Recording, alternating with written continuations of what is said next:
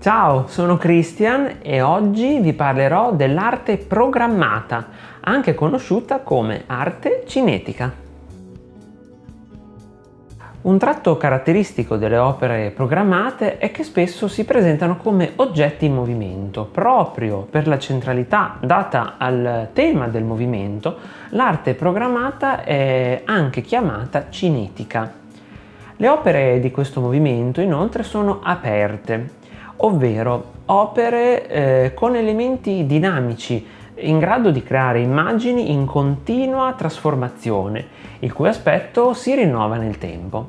I primi esponenti dell'arte programmata teorizzarono la superiorità del lavoro di gruppo rispetto a quello individuale. Nasceranno così tra la fine degli anni 50 e l'inizio degli anni 60 varie associazioni artisti che lavoravano a stretto contatto. Partendo da alcune premesse delle avanguardie storiche del primo Novecento, artisti come Vasarely, Munari, Soto, Mari, Tinguely e molti altri sperimentarono le infinite possibilità di movimento nell'opera d'arte. Ovviamente abbiamo anche moltissimi gruppi, ci sono i francesi del Grave, il Groupe de Recherche d'Art Visuelle, ci sono tra cui Giulio Leparc e François Morellet, gli italiani del gruppo N di Padova, il gruppo T di Milano, altre unioni di artisti caratterizzeranno il gruppo 0 di Düsseldorf, il gruppo Effect a Monaco, il gruppo 1 a Roma e il gruppo 57 in Spagna. La vera nascita di questo movimento si può individuare nel 1952, quando l'artista Bruno Munari scrisse il Manifesto del macchinismo.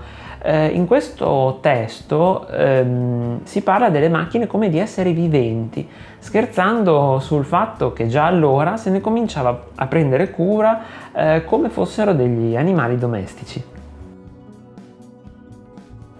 Il movimento non ha un luogo preciso di nascita, ma possiamo dire che si sviluppò in Europa, diffondendosi però anche negli Stati Uniti. Negli Stati Uniti l'arte cinetica e programmata viene ribattezzata op art, ovvero optical art. Gli esponenti dell'arte programmata volevano opporre alla figura dell'artista che interpreta soggettivamente la realtà quella di un tecnico, un artista scienziato dell'arte che procedesse con accertamenti metodici nel campo dei fenomeni visivi. Gli esponenti di questo movimento volevano favorire nell'osservatore la consapevolezza dei meccanismi che si innescano durante la percezione delle cose.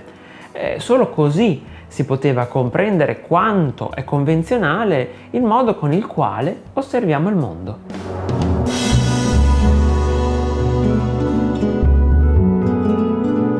Se il video ti è piaciuto lasciami un like qui sotto, condividilo con i tuoi amici e scrivi anche un commento con un apprezzamento, una critica, ma anche un suggerimento dei temi o argomenti da trattare nei prossimi video. Ciao!